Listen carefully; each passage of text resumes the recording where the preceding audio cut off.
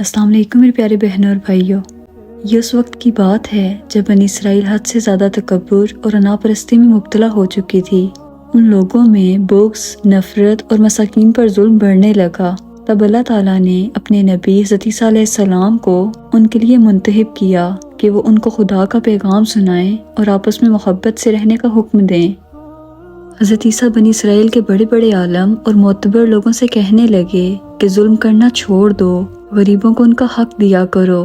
اے لوگو، اللہ نے تمام انسانوں کو برابر کے حقوق دیے ہیں۔ اس کے نزدیک کالا اور سفید رنگ کوئی معنی نہیں رکھتا، نہ ہی وہ امیر اور غریب میں فرق کرتا ہے۔ وہ لوگ حضرت عیسیٰ علیہ السلام کا مذاق اڑانے لگے۔ تب اللہ نے حضرت عیسیٰ علیہ السلام کو چند معجزات عطا کیے جو آپ لوگوں کے سامنے ظاہر کرنے لگے۔ آپ کو مسیح اس لیے کہا جاتا ہے کیونکہ مسیح کا مطلب کثرت سے زمین پر سیاحت کرنے والا یا ہاتھ پھیرنے والا ہے، کیونکہ اللہ نے آپ کے ہاتھ میں شفاعت رکھی تھی۔ آپ نابینا کی آنکھوں پر ہاتھ پھیرتے تھے تو اس کی نظر لوٹ آتی تھی۔ آپ کے مبارک ہاتھ جب کسی کوڑ کے مریض پر لگتے تھے تو اللہ کے حکم سے وہ صحت یاب ہو جاتا تھا۔ آپ جب بھی کسی مردے کے اوپر ہاتھ رکھتے تھے تو وہ اللہ کے کرم سے زندہ ہو کر بولنے لگتا تھا۔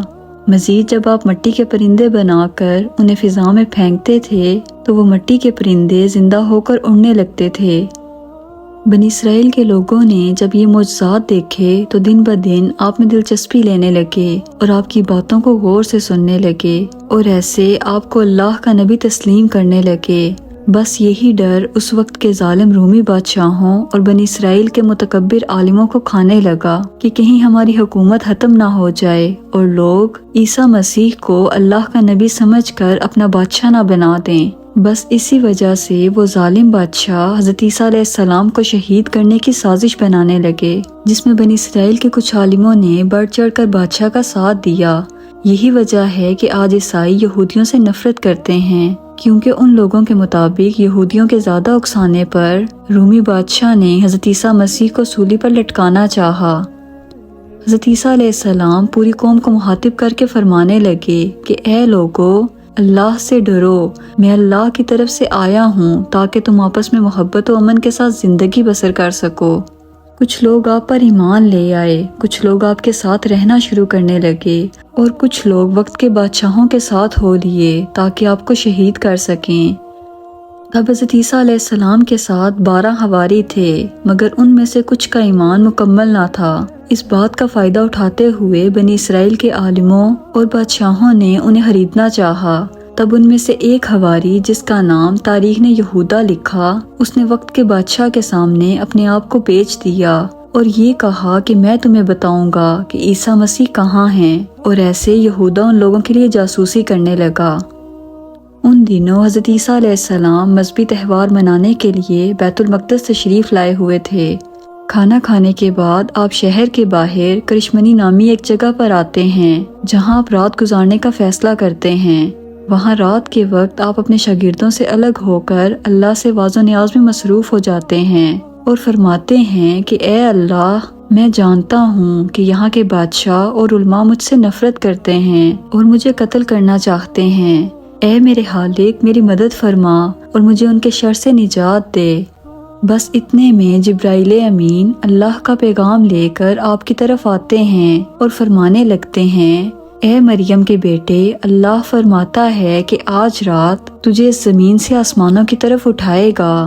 تیرا رب تجھے ان لوگوں کے شر سے نجات دے گا، اور وہ لوگ جنہوں نے تیری تعلیمات کو تسلیم کیا، اللہ انہیں مشرک اور کافر لوگوں پر فضیلت بخشے گا، اور قیامت کے دن اللہ اس اختلافات کا فیصلہ کرے گا۔ اے روح اللہ، تیری بلندی کا وقت آن پہنچا۔ اس وقت اللہ نے ایک عجیب معجزہ دکھایا اور یہودا کا حلیہ حضرت عیسیٰ مسیح جیسا کر دیا، اور حضرت عیسیٰ مسیح کو اللہ نے آسمانوں کی طرف اٹھا لیا۔ بس جیسے ہی گرفتار کرنے کے لیے بادشاہ کے سپاہی وہاں آئے تو اس جاسوس یہودا کو گرفتار کر لیا، کیونکہ اس کی شبیہ حضرت عیسیٰ علیہ السلام جیسی ہو چکی تھی۔ اور یوں اللہ نے بنی اسرائیل کے سخت دلوں پر مہر لگا دی، اور وہ فخر سے یہ کہنے لگے کہ ہم نے مریم کے بیٹے اور اللہ کے نبی عیسیٰ کو قتل کر دیا۔ وہ سب لوگ یہی سمجھ رہے تھے کہ انہوں نے حضرت عیسیٰ علیہ السلام کو سولی پہ چڑھا رکھا ہے، جبکہ حقیقت تو یہ تھی کہ وہ اس معاملے میں غلط فہمی کا شکار تھے۔ ان میں کچھ لوگ حیرت سے یہودا کو دیکھ رہے تھے کہ اس کا چہرہ تو عیسیٰ مسیح جیسا ہے، لیکن عیسیٰ مسیح کی کوئی بھی خوبی اس میں نظر نہیں آ رہی۔ وہ تو بس اپنے وہم و گمان کی پیروی کر رہے تھے۔ حقیقت میں اللہ نے حضرت عیسیٰ علیہ السلام کو آسمان پر زندہ سلامت اٹھا لیا تھا، اور اب قیامت سے پہلے اللہ ان کو پھر سے اس زمین پر ظاہر کرے گا اور دنیا کے نزدیک حق و باطل کو واضح کر دے گا انشاءاللہ۔ دوستوں مجھے امید ہے آج کی ویڈیو آپ کو کافی انفارمیٹیو لگی ہوگی۔ اگر آپ کو ویڈیو پسند آئی ہو تو اسے اپنے دوستوں کے ساتھ ضرور شیئر کیجیے گا اور میرے چینل کو سبسکرائب کیجیے گا۔ ملتے ہیں اگلی ویڈیو میں۔ اللہ حافظ۔